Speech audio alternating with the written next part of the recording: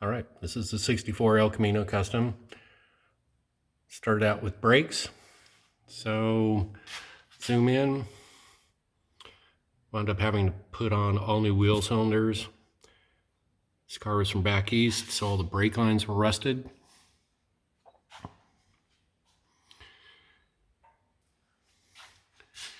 Look up and see, of course, had all the original brake hoses.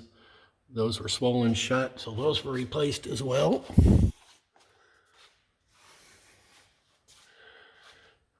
He did new brake line for the rears.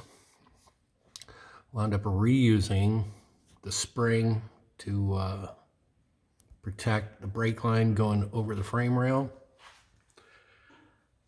Down the frame.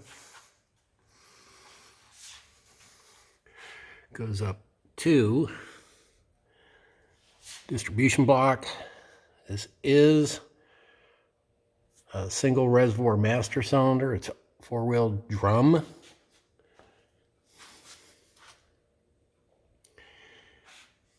You can see wound up new wheel cylinders, hoses on up front, of course.